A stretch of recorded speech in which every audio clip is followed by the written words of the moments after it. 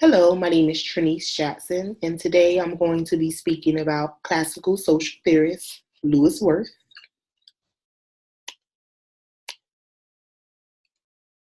So first I'm going to begin with his biography.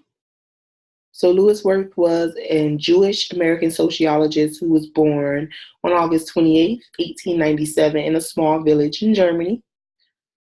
Growing up in a Jewish family, Wirth lived with 7 other siblings, also his mother and father.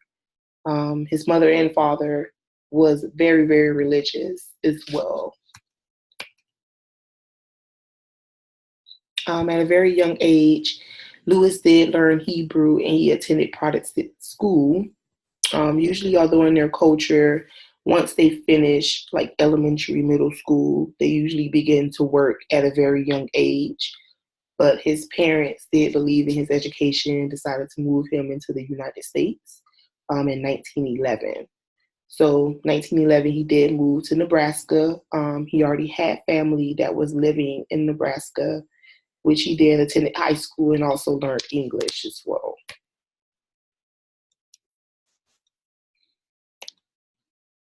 Once Louis Wirth completed high school, he then attended the University of Chicago, where he received his bachelor's in 1919. After that, he decided to further his education and received his master's in 1925. Following that, he received his doctoral in 1926. Also, during his scholar years, he did meet a woman named Mary, which he dated for quite some time, and he married then in 1923 on February 14th. I thought that was a really fun fact to learn about the classical social theorist in his personal life.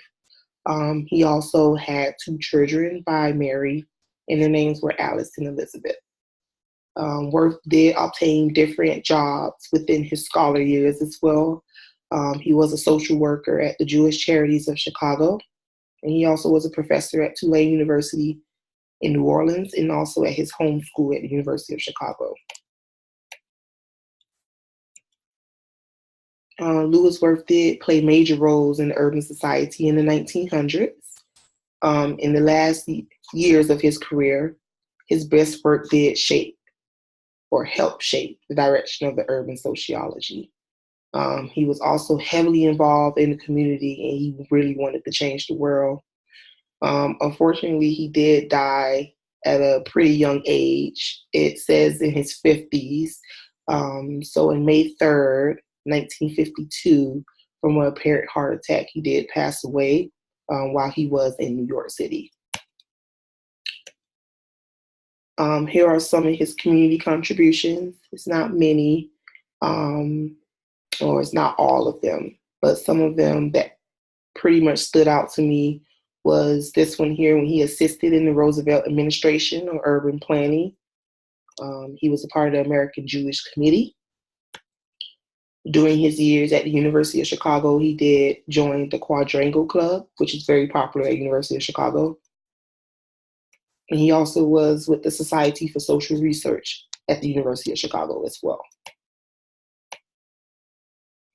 Here are some of his intellectual contributions, which I will discuss briefly in a few more slides.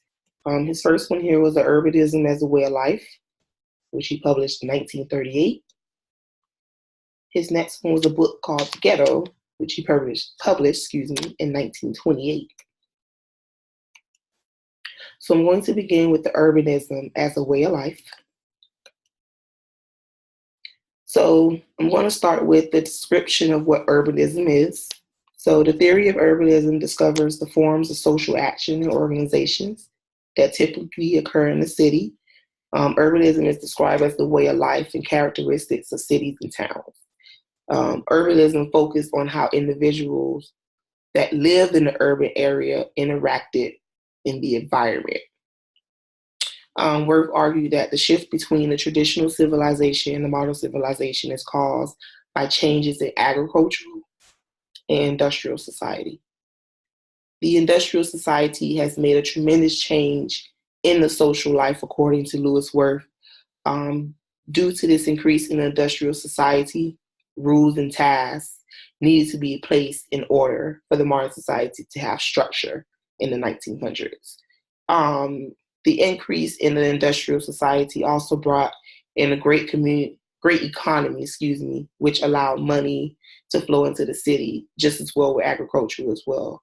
Farmers were able to sell more, produce more as well. I also placed a quote here to support what I wrote about the urbanism as a way of life as well. Also, Lewis Wirth did, like I mentioned, recently said he wrote a book called The Ghetto. In the book, The Ghetto, one excerpt that stood out to me was the significance of the Jewish ghetto. In this particular article, he speaks about the Jewish community in the urban society. Lewis Wirth himself was a Jewish immigrant, so he was very passionate about sociology and also seeing how Jewish adapt into the modern society in the 1900s. So once again, he was concerned on how the Jewish community adapted to urban life.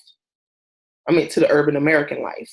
His research focused mostly on how Jewish immigrants adjusted to urban areas, as well as distinct social problems of city life as well. So like racial separation, class separation, labor separation. He definitely focused on how they interacted in those different problems in the city life. I've also placed a quote here to support what I wrote about the ghetto, and from the excerpt, The Significance of the Jewish Ghetto.